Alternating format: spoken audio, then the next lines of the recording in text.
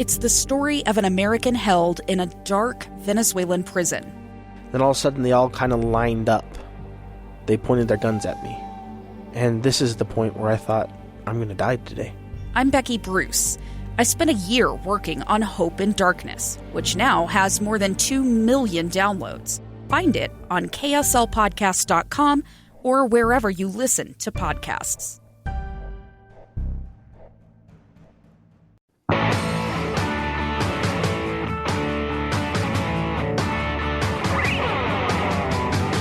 And welcome to Project Recovery, a podcast about addiction and a podcast about recovery. It's brought to you by Pinnacle Recovery Center. That's where I started my road to recovery, and we're going to talk a little bit about Pinnacle, well, a lot about Pinnacle coming up a little later on in the show. But before we do this, Matt, I got to ask you a question. Okay. What kind of program do we run? We run an honest program. So I feel like I've got to tell you something. Uh-oh. Okay. I did something that I said I would never do. Okay. I'm not happy about it. All right. But I rather enjoyed it. I can only imagine. So my girlfriend went out of town. Okay. She went to Arizona. Her daughter was in dancing, and so they had a big meet down there. Oh, a dance competition? A dance competition. All right.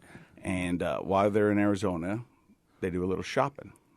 Ah, okay. So my girlfriend texts me. She goes, "What size are you?" I said, "A large." She goes, "You're a medium." Okay, I'm a medium. Yeah, that sounds right. So she comes back, and she goes, "Put these on." And I go, "What are we doing?" She goes, "Just put these on." All right. I was like, "All right." I go, "What are they?" She goes, "They're Lululemons." I was like, "What?" She bought me some Lululemon. Were you wearing stretchy pants? Yes. And guess what? Yeah? I like it. You like the Lululemons? Yeah. So I put these Lululemons on, and I went to the gym today. Really? And the great thing about the Lululemons Yeah. is that you can go to the gym in the club in the same shorts. Wow. Yeah. I didn't realize that. Oh, yeah. Well, But I'm not going to the club. You're not going to the club. Because I'm in recovery. Right. You're just going to the gym. Yeah. In your Lululemons. And so, yeah. The last gift my ex-wife ever bought me was a pair of Lululemons. Did you like them? I returned them. Did you? Yeah. Just out of principle? Well, I'm from Morgan. We can't wear Lululemons if you're from Morgan. Is that a law? I think so. I'll have to double check. But I'm telling you. Was that the deal breaker? Is that No. Is that what caused the split? I think I needed the money. Yeah.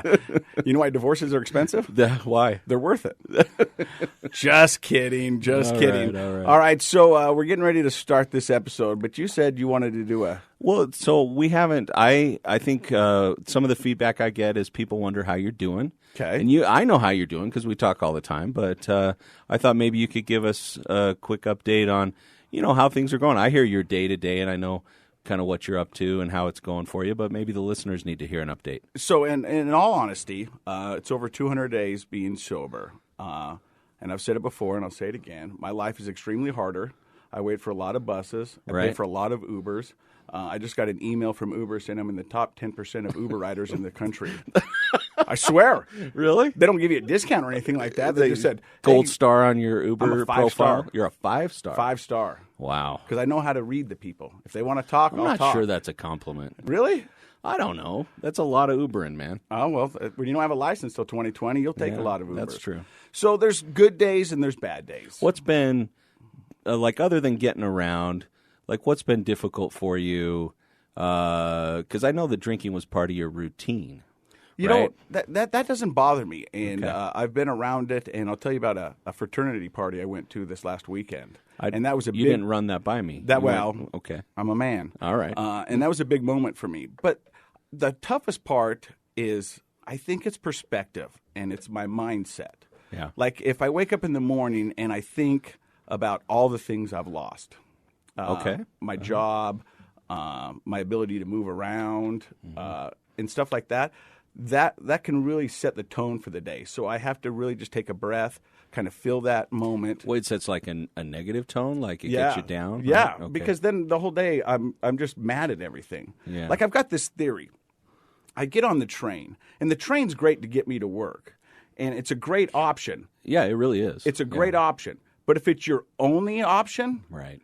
and so I do have the training, it's good, but now I'm running on their time, and I've got to be on their schedule. And so when you don't have a driver's license, you don't have the freedom to do things when you want. So I have to ask people, and I have to be dependent on my girlfriend, my ex-wife, my family members, and, going, hey, are you going to the store? Because, I could use some milk. And so I had to become a much more better planner. I think I had to become a planner. I don't think I ever was. A much more better planner. Yeah. Caseyism, number one of the day. All right, I like that. Yeah. And so that's the tough part, that'll happen. So this weekend, How do you turn your mindset around, though? Before we hear about the raucous party, like if you start off the day in kind of a negative mindset, which happens to all of us, what do you do to turn it around? I think it goes back to what I learned at Pinnacle Recovery. It's mindfulness and it's being present.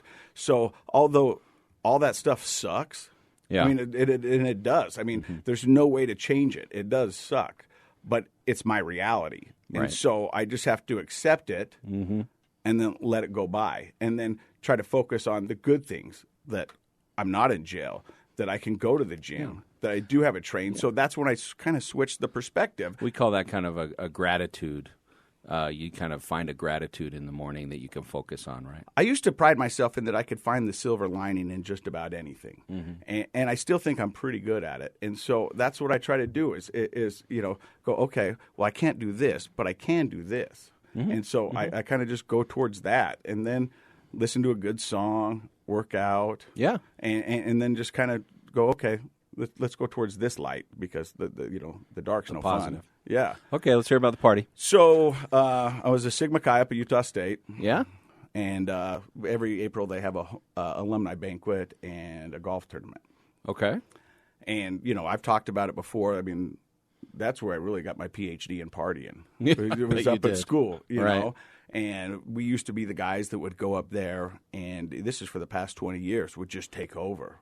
They go, oh, here comes that group. And it's the party group. So I sent out an email to my friends. I was like, hey, let's go up there. And they were all in shock, like, wait, you want to go? And I was like, yeah, because I've got to do these. Were they really concerned about you going? They weren't concerned. I think they were more concerned that it was going to be weird for me to go up, because I'm still in that thing where I go out and I'm in front of people, and I go, either got to have the conversation about what's going on or what's happened, or we're still talking about everything. Yeah, people wanting to ask you how you're doing. And I said, so I got to go up there, and I've got to do this. And so I was a little nervous, going up there. I wasn't nervous that I was going to drink, because they were drinking and people were partying, and we went to the White Owl afterwards and had a Big Dog and a burger. That sounds amazing. I don't know what that is. Well, a Big Dog's a big beer. I didn't have a big beer, but I had the burger. All right. And so, what are you drinking instead? Water.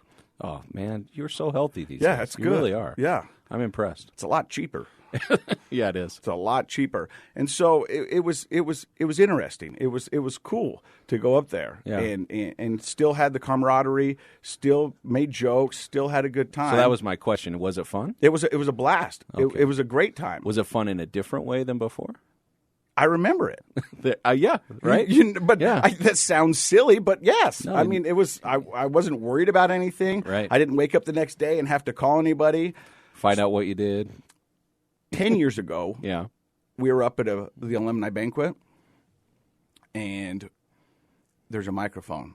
And I was like, I need to get on that microphone. And my friends were like, you don't need to get on that microphone. And I go, I need to get on that microphone. Yeah. And one of our fraternity brothers just passed away. And so I was like, I'm going to go up. And so I go up there and I go, I think we need to do a moment of silence. And everyone kind of looks around. And they go, okay. They do the moment of silence. And I feel like I did a good thing. And so I come back and I sit at the table and I look at my buddy and I go, what'd you think about that moment of silence? He goes, it was pretty good. The one we did right before was better. So for the next 8 years, I was the guy who did the second moment of silence. Oh, Casey. Classic. True story. Oh, man. True story. Oh, I love it. And so whenever I got mad when I was drinking, my family would always go, second moment of silence. Second moment of silence. You're getting close. And that's so, nice. So, so I didn't have to apologize. No apologies necessary. And I had a good this time. weekend. Good, and good. Eva played well. So it was good. And you played well. You golfed well. Yeah. So, All hey, right. it is Project Recovery, a podcast about recovery and addiction. And I've said before, I went to uni for 7 days, and then from uni went to Pinnacle Recovery Center. And, University Neuropsychiatric Institute. That's where you kind of dried up a little bit, detoxed. And then your big road to recovery was at Pinnacle. And I owe a lot of my sobriety and a lot of the way my mindset is and the way I can deal with problems from the stuff I learned in Pinnacle Recovery Center. So I thought it would be good to bring one of the therapists over. I'm excited to have This her is on Whitney today. Evans. Whitney, how are you? Good, thank you. Happy Good to be see here. ya. Thank you. Good to And, see you. you know, Whitney was one of the therapists there. She wasn't my therapist. And she is just so vivacious and fun, and she just makes everybody feel so welcome and loved. And not that my therapist didn't do it, but my therapist was this big man, he's probably 6'3", I remember you 240 telling me pounds. he's kind of a big, gruff guy, right? Tattoos all down his arms. And the first time I sat down with Eddie, he's the clinical director now at Pinnacle. Okay. I start to give him, my spiel. And Eddie goes, really? We're going to do this? And I go, what? He goes, you're going to sit here and lie to me? And I go, well, no, I'm telling you. He goes, okay, look. If you want to be real, then we'll be real. If you want to waste my time, I got work to do. And I went, what? Nobody ever talks to you that way. No. And I was like, and so then we sat there for like 15 minutes, and then I thought, okay, I guess it's time to get real. And Eddie really helped me out. But the thing I liked about Pinnacle Recovery Center is that you guys know how to partner the housemates with the therapist. Why do you think that's so important, Whitney? I think the different people respond differently to different personalities. I think you needed Eddie. You needed that sort of straightforward approach. And that isn't necessarily mine. I don't know how well we would have done together. But I think pairing the personalities is important. I'm happy that Eddie was my therapist, and I thank him every morning. And so I am appreciative for what Pinnacle Recovery has done for me. But let's talk about Whitney. What made you want to be in this field of work? I graduated from the Master's in Social Work program in 2010. And in 2012, a friend of mine that I went to high school with was running a program at the time, and I really appreciated what she and her mother had put together, and I was very drawn to it. My dad died from the illness, and so it was something that I have always been, it's very close to my heart. I've lost probably 15 to 20 friends to the disease. It was just prolific. It was everywhere in my life, and it felt like a place where I had a lot of compassion, and I wanted to serve. I wanted to help people. And when you're serving and compassion, how important is that compassion to helping addicts overcome the disease?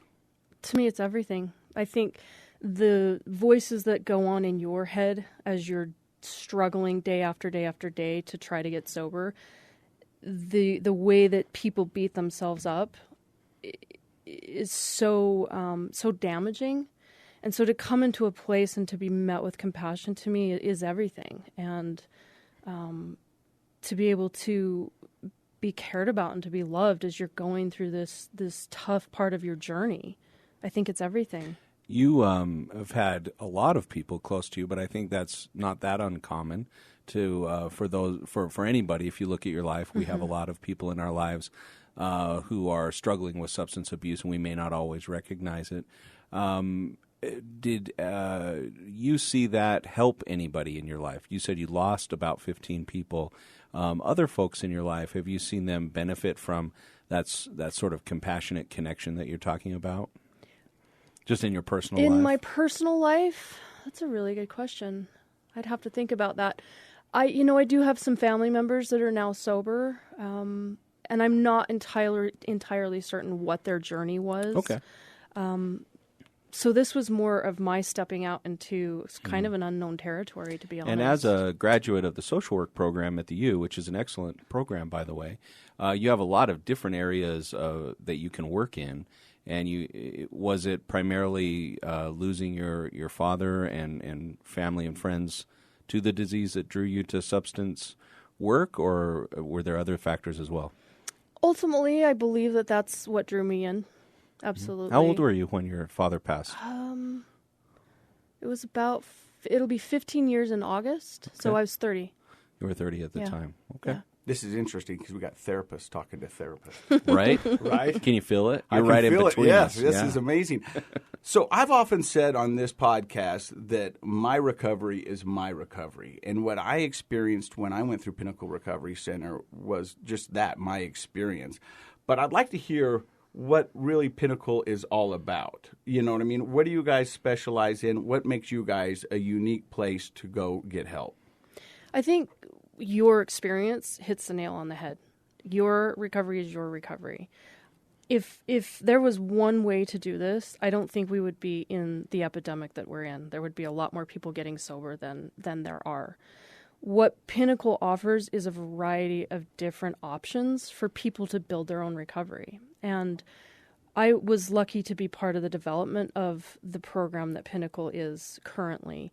And it was really important as we sat down at a cabin up in Oakley, the small team of people that came together. It was really important for us to touch on a lot of different elements, give people a lot of different experiences so that they could pick and choose and create a program of recovery for them that works. It isn't one size fits all. I wish it was. I wish it was that simple. But Pinnacle really stretches into different areas to create diversity, to create something that hopefully touches your heart that you can follow on the outside when you're finished. I love that. Now, it's not a 12-step based, is it? Correct. It's not. And, I've often said that, although the 12-step works for a lot of people, it wasn't one that I particularly liked. But we did go to 12-step meetings. The thing I loved about Pinnacle is that you threw a lot of stuff at us, and we kind of were able to pick a la carte what we like. And so what modalities does Pinnacle use? Oh, so many. I mean, I think the basics, CBT, which is cognitive behavioral therapy, DBT, there's so many. ACT is one that Eddie uses a lot. Mindfulness-based, all of the therapists have been trained in MORE, which is mindfulness-oriented recovery enhancement that David Garland from the University of Utah is a developer of. So there's so many different types of therapy that's done. There's a lot of trauma work that's done, a lot of just kind of the gamut of different therapeutic techniques. And you also mentioned when we were prepping for the show today that there are things that might be considered, supportive sorts of therapies, including Native American spirituality. Can you talk a little bit about, because you had mentioned cognitive behavioral therapy and some other cognitive-based therapies, which are very traditional. But it's, I think, in talking with Casey, when he called me after coming out of Pinnacle, we talked about the fact that was helpful to him to be able to use a variety of things. So mindfulness is a type of meditation. We have cognitive therapies. We have 12-step. And then what are some of the other things? Before we go any further, for the listeners out there, what is cognitive? I mean, it seems like a big word to me that I'd like to get in Scrabble. Sure. Well, let's help you with your Scrabble game. Yeah. Cognitive is the process of thinking. And so a lot of the times a person who has a substance abuse issue or an addiction or struggles with anxiety or depression, we've created maladaptive or unhealthy patterns of thinking. And by retraining those patterns of thinking, we can free ourselves from things that those thoughts lead to, like anxiety, depression, a desire to use alcohol, emotional problems, things like that. It's actually very exciting. It's a rewiring of your brain, but I'll stop on the nerdy path there. That should get you your Scrabble points. Can everyone's brains be rewired? Absolutely. Absolutely. Really, it's great to work with people at younger ages when there's a lot of brain development happening, but at any age, a person can retrain those patterns of thinking. Even people who have struggled with something severe their whole life. I mean, Casey, you're an example of that. You're thinking differently about how to handle stress and problems in your own life, primarily because some of the things you did helped you think differently, and that's what I mean by rewiring. The only thing at 45 I know is that I didn't know everything. You know what I mean? Right, yeah. I thought that, when I was a little kid, I thought at 45 it's going to be great. I've got everything figured out. Yeah. And now at 45, I know I've got nothing figured out. Yeah. It's the older we get, the more I think we all realize that. One of the greatest things is just to accept the fact that we can always learn new things. So you can't teach old dogs new tricks. I don't believe in at all. And I think that you would agree with that at Absolutely. Pinnacle. I think that's primarily what you guys are doing. Absolutely. Now at Pinnacle, we had all kinds of different people in the house. Do you guys see that it's younger or older people that are mostly coming, or is it just a mix of everybody? It really is a mix. We kind of have waves of younger people, and then we'll have a wave of older people. Sometimes it's very mixed. It touches everybody. What's your experience? I mean, that's a great question that Casey asked me, but we have you here. What's your experience in? Do you see a lot of these patterns of thinking that are ingrained around substance use, and do you see them change over the time that people are there with you?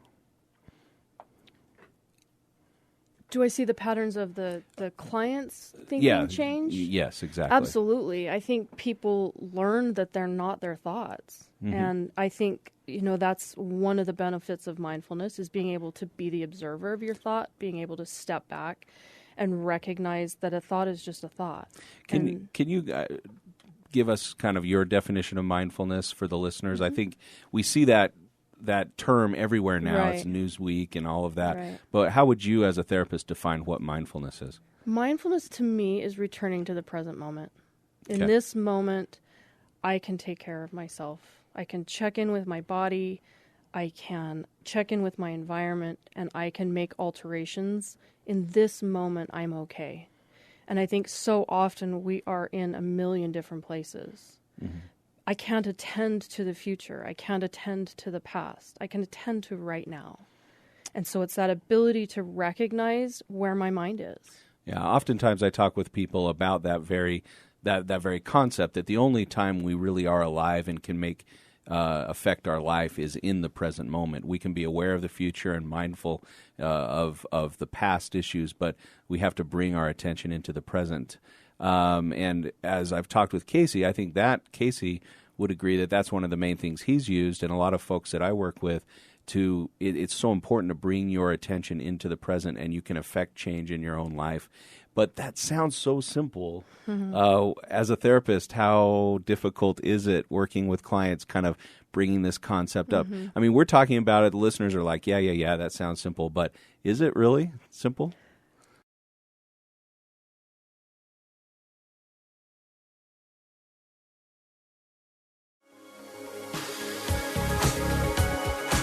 I mean, it's simple on one level, but Right. How about for a person who's been drinking for 30 years? Well, it's hard to look back and see the path of destruction that you've left and be able to forgive yourself. Sure. And I think that was, for me, the toughest part, is that I've done some really bad things, and how long do I beat myself up over it? Yeah. And focusing on the past. So here's for the listeners, since we're talking about cognitive things right now, people who primarily focus on the past have higher rates of depression, regret, and it sticks you in that past. You tend to not move forward. People who primarily only focus on the future tend to have higher rates of anxiety and worries, and both of them are kind of paralyzing, and that's why mindfulness brings us into the present moment, and that's where you have to talk about self-love and forgiving oneself.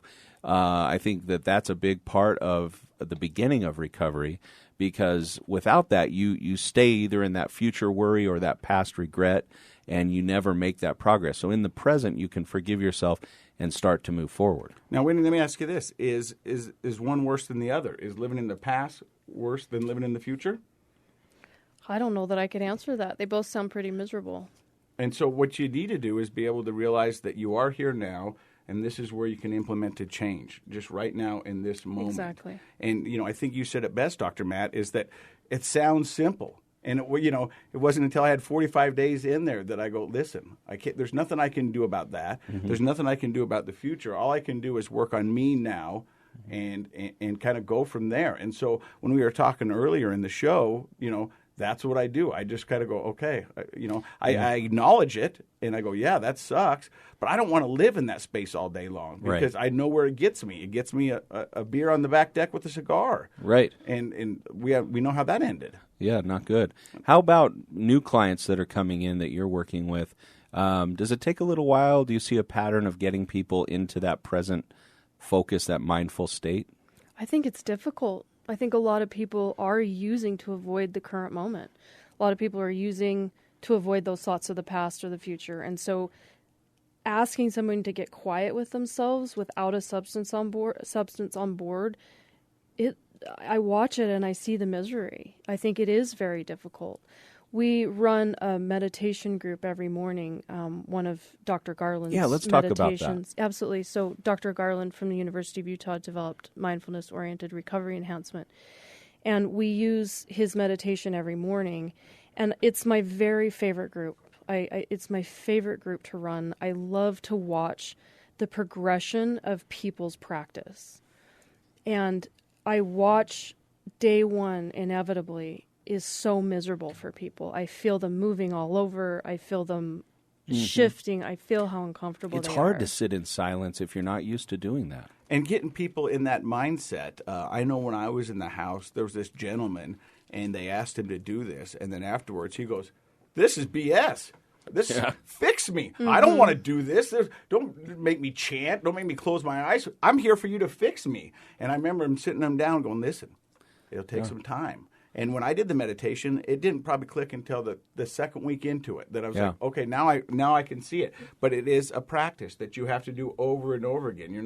Some people might get it the first time, but for a lot of people, you've got to train your body how to do this. Absolutely. And so tell us, walk us through that morning experience. What do you guys do in that group?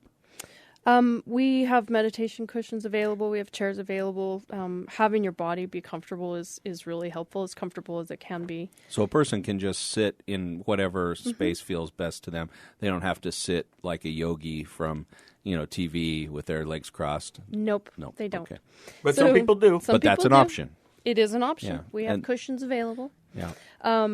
Our previous clinical director was a Zen student, and so that was really important to her to have those cushions available. And some people actually end up getting used to them. Just for the record, I meditate twice a day, and I use a cushion. Very good. I feel it's the most comfortable for me.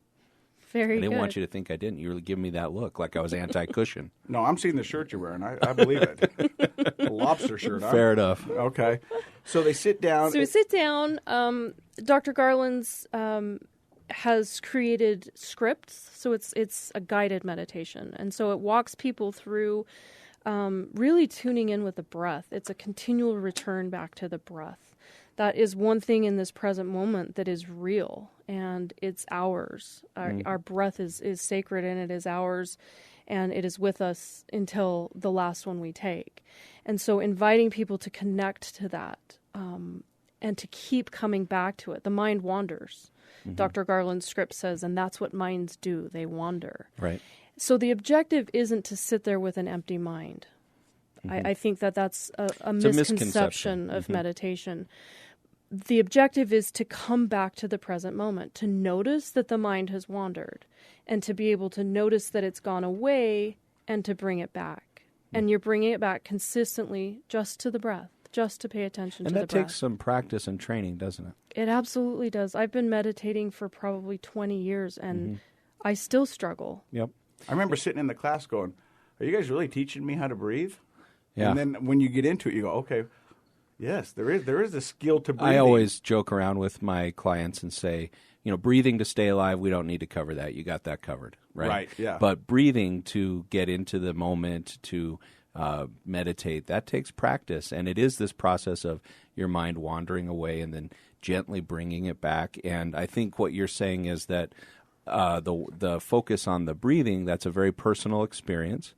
And it's very in the moment. I'm breathing right now. And so a person, even the listeners right now, you can wait till our show's over, but then you can sit there in silence for a little while and just focus on, how does my body move? How do I feel as I'm focusing on my breathing? What's the sensation of the air coming in and leaving my lungs. And it takes some practice. Absolutely. And how do people respond to that?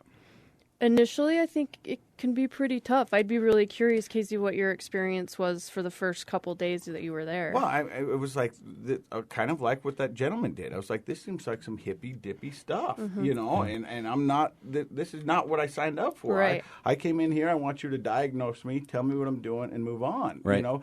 But it takes some faith and it takes some hope to get into it. And, you know, for me, like, I still get small panic attacks. And if I do, and I'll probably mess this up, I do a square breathing where you inhale for 4, exhale for 4, hold for 4, and, you know, and that can stop the panic attacks from coming on because it brings me back to a center because you're focusing on your breathing. You're not focusing on the problems. You're not focusing on the other stuff. It just kind of centers yourself.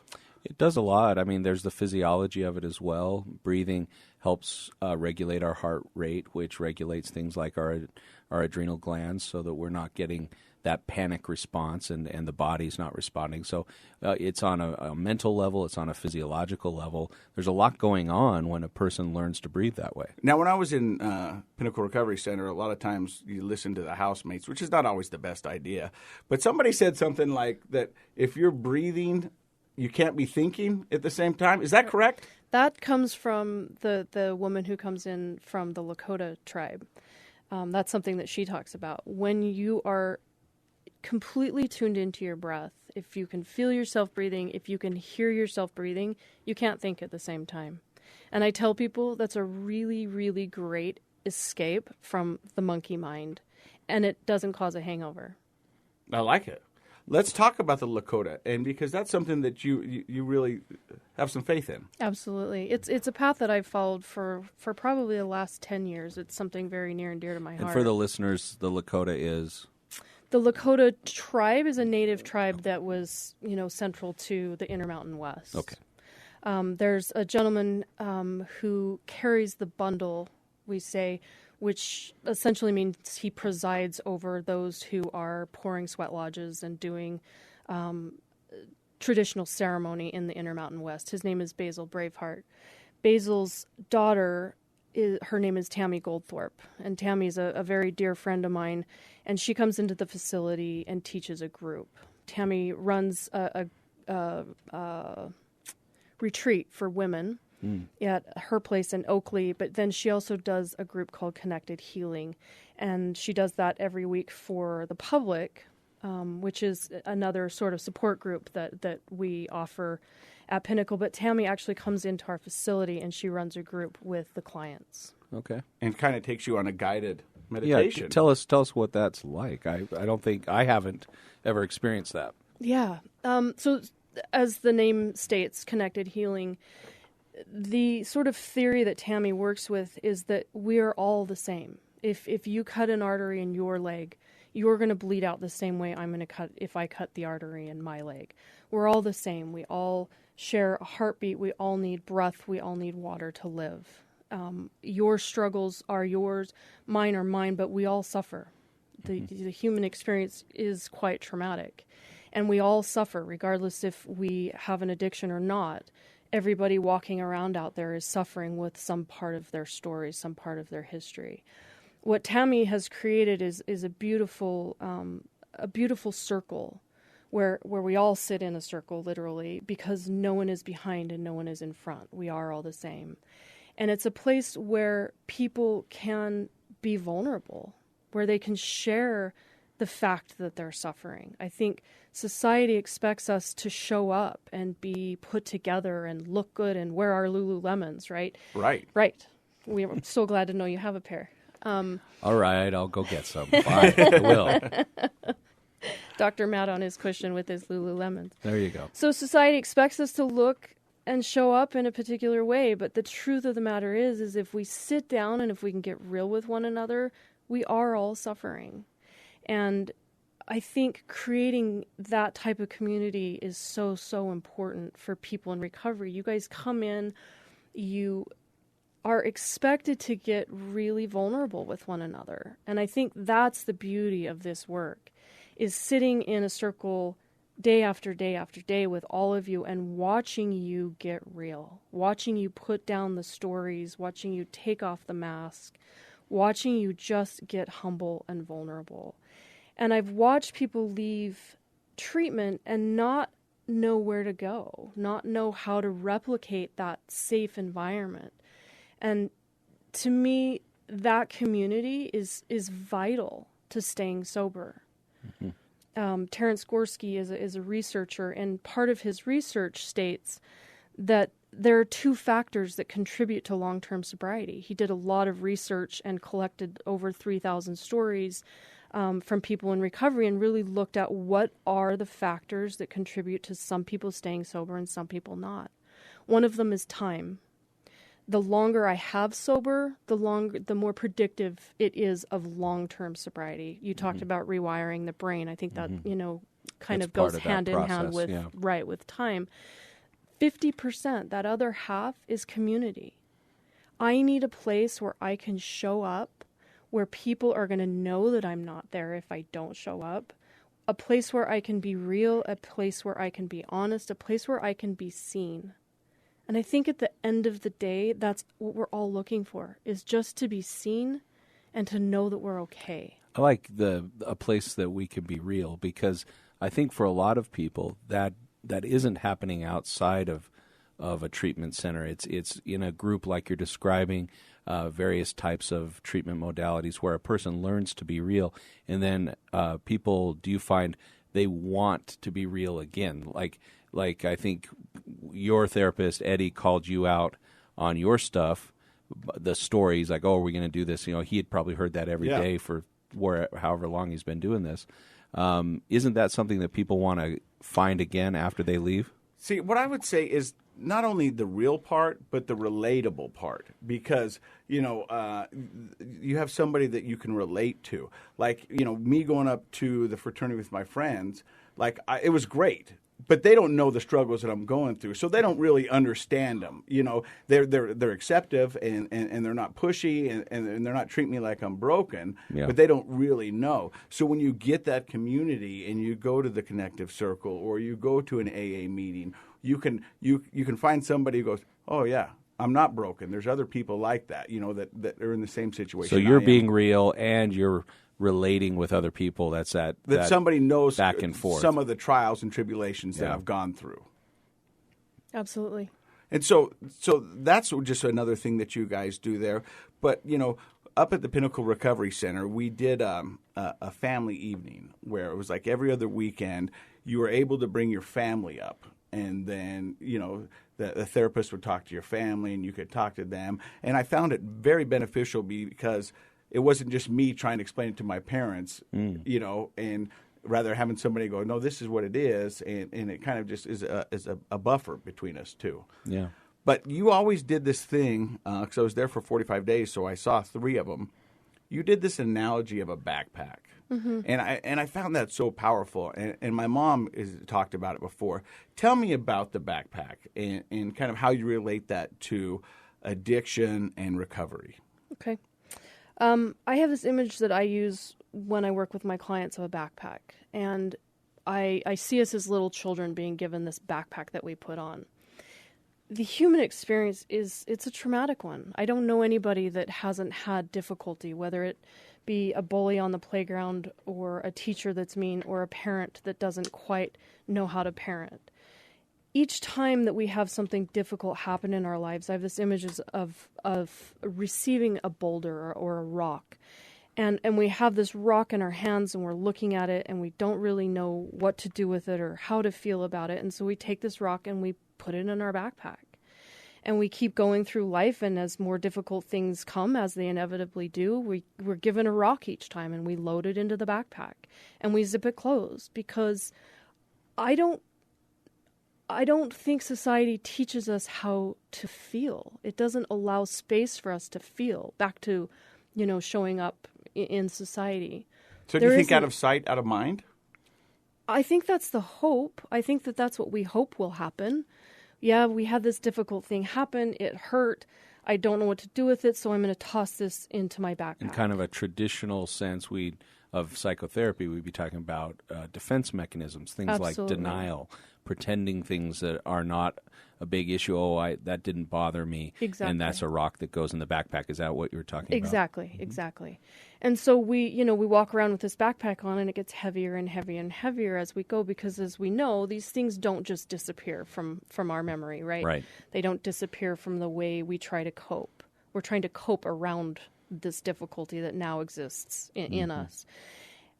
What I love about working in this field is people come to treatment with that backpack so fully loaded and so heavy, and I get to watch as they start to unzip and start to unpack this backpack.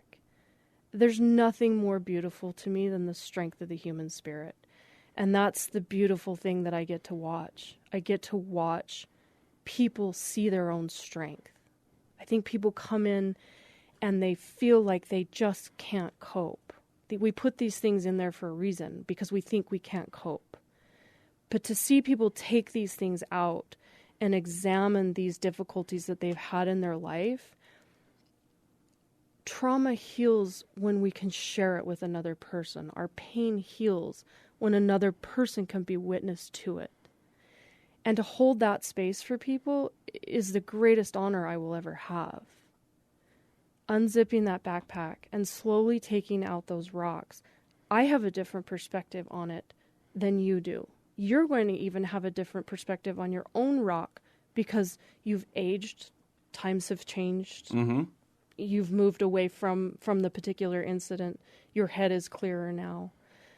So to sit with someone as they unpack that, and to see them recognize their own strength in being able to handle it.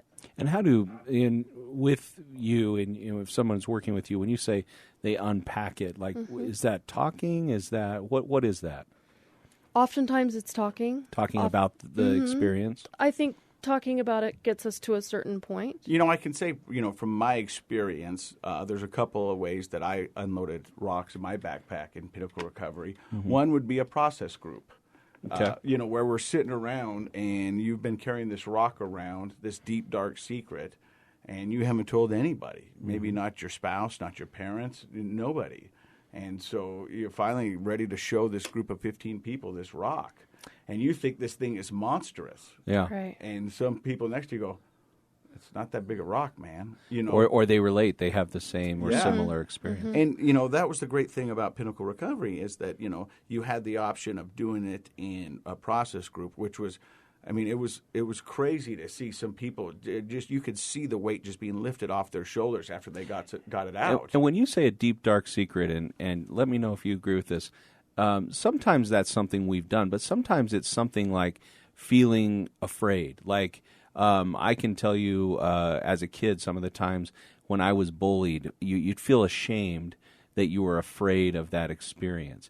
And so that would be something you would pack away, and you wouldn't want to tell anybody, boy, I felt really afraid, because that's not what tough kids do, right? But then that turns into a rock. Is that right? Sure. Can be. Absolutely. Yeah. So when I think it's important for listeners to understand that I think that's what you mean by we all have had these experiences. Sometimes it's something we're embarrassed or ashamed of that we did. It could be a mistake we made, but it might also be just a very human experience of feeling afraid or feeling shame about something. Absolutely. I don't think it has to be this big monstrous trauma. I think very little things, like you're talking about having a fear and that feeling of shame. You put enough. I'm a backpacker myself, so I'm getting like the idea of extra weight in your backpack sounds terrible. You've brought up trauma. What role do you think trauma plays in substance abuse? I have said many times that addiction is an attempt to solve a problem. As we pack these things in, as we have experienced trauma in our lives, large to small, not having the appropriate channels, not having the appropriate support to deal with some of these things, I believe can become a problem that addiction feels like it's solving. So if we go with your analogy, that backpack's getting heavier and heavier, and a person has to do something about it. Eventually it'll drag you down. Right, and if you're not willing to talk about it and take those out, you're saying that a person might start to rely on numbing themselves out? Absolutely. Is that right? Unfortunately, it works, right? I mean, substances temporarily work. Right. They're not sustainable. They end up creating more trauma and more chaos in your life. But I think when people find a mechanism to quiet that It's for a quick, minute, it's available. Exactly. Now, the thing at Pinnacle Recovery Center is you didn't have to do it just in process group. You had some one-on-one time with the therapist, and sometimes that was available. But like I said, you weren't my therapist, and so I think I want to talk about this before we end. What is brain spotting? Because, I mean, a lot of people, that you worked with, would come out and go, I just had a brain spotting session with Whitney, and it was amazing. Saw that movie. Did you brain Brain spotting? spotting? Oh, train spotting. Oh, no, it's not. Different okay, movie, different. Okay. Still about drugs. All right. So what is brain spotting? Brain spotting was developed by David Grand. It's a point in visual space that affects the way you feel. So essentially the theory is where you look affects how you feel. If you watch somebody tell a story of something difficult that happened to them, you'll now everybody will start to notice this in each other. But if you watch as they're talking, they'll orient their eyes to a particular spot and they'll keep returning to it. That spot could be one of a couple things, but the essence of it in a therapeutic setting is that it's a body-based treatment. So somebody comes in and they say, I'm feeling really guilty. I'm feeling really awful about, this particular thing that happened in my life. And I'll orient them back to their body. So you're feeling, it sounds like shameful. Can you tell me what that feels like in your body? You orient that in your body. You bring that sort of present. You notice that, which is kind of where mindfulness is very helpful. It helps people orient back to their body. And then I have this, it's like a pointer. It reminds me of an old television antenna with a little spot at the top, a little dot on the top. And so as somebody's sitting with that feeling sort of active in their system, I'll move this wand across their field of vision. And as I move it, I can see sort of some changes in their face or in their body. But I'll ask them, is there anywhere along your field of vision where this feeling in your body increases? And what's amazing is it does every single time. So as we locate that spot, the invitation is then just sit with it. Just sit, as uncomfortable as this feels right now. And this is where that therapeutic relationship is so, so important. Building that trust with somebody so they're willing to sit and just stare at that spot. And what it does, through his research, he found that it accesses the subcortex, which is sort of at the base of the brain near the brainstem. That's where trauma is stored. Trauma isn't stored in our basic conversation in the cortex of the brain. It's stored underneath. And he's likened it to opening a file on a computer. So here I'm sitting, I'm staring at this spot, I'm feeling really uncomfortable, and suddenly it allows, with ease, some of these memories, some of the feelings to sort of bubble to the surface. It seems so simple, but it's an incredible process. It's like unlocking those deep emotional centers of the brain and expelling some of that negativity. Is that how you would say it? Yeah. I think that's pretty accurate.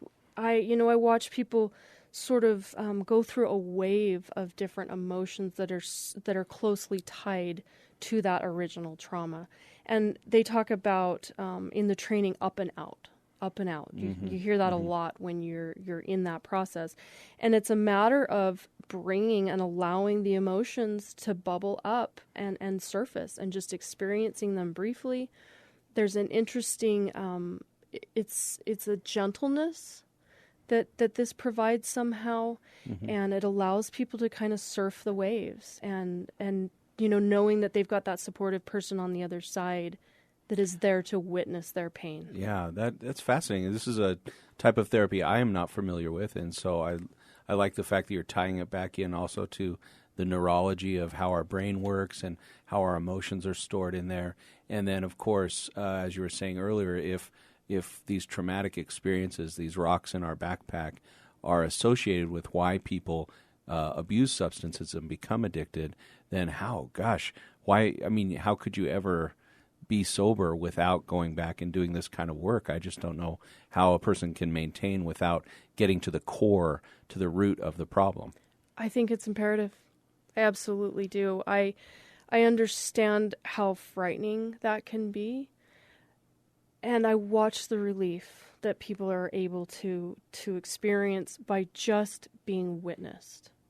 And it's an amazing process. I'm shocked by it every time I do it. Every time I do it, I am blown away at the simplicity and I dare say ease that this offers the relief that it does. It's very effective, it sounds. It is. Whitney, the reality of the recovery business is that not everybody's going to take to it. And you like to say when everybody leaves Pinnacle Recovery Center, you hope what? I hope that they feel seen. I hope that they know that there's somebody out there that genuinely has a place for them in their heart. I carry every single person that walks through that door in my heart. And if you can leave that facility knowing that you're loved and knowing that you're cared about, that's all that matters to me. I can't predict whether someone is going to continue using. I can't predict what someone's life is going to be like, but I hope that somebody remembers, that each person remembers that there's a place where they're cared about. We've been talking a lot about Pinnacle Recovery today, and we want to remind everybody that there's a lot of resources out there. And what we do suggest is everybody, if you know somebody, if you or yourself, need some help, start a conversation. Help is out there. Yeah, I think that's really, really important. It sounds like the work that everyone's doing at Pinnacle is so vital to people's recovery. But a lot of folks, I think, are afraid that they won't find resources. And it's important to talk with others, share the fact that you may be struggling, ask people in your life if they are struggling, if you suspect that they're having an issue, and help them or ask them to help you get some support. And just like in your case and so many others, you'll get to where you need to be. Yep. Hey, we want to thank everybody for listening to Project Recovery. If you like it, please review it and subscribe. I want to say thanks to Dr. Matt Woolley. Thank you very much, buddy. We also want to thank to John. He's behind Mission Control over there. And then Whitney from Pinnacle Recovery. Thank you very much. It's a pleasure. Don't forget, Project Recovery is a KSL podcast. Love you. Mean it.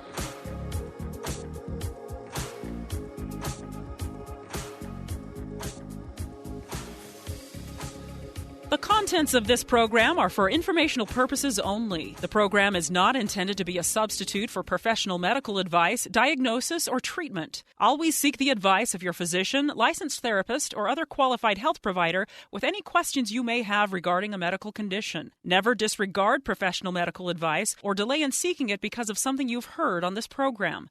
KSL does not recommend or endorse any specific tests, physicians, products, procedures, opinions, or other information that may be mentioned on the program. Reliance on any information provided on the program is solely at your own risk.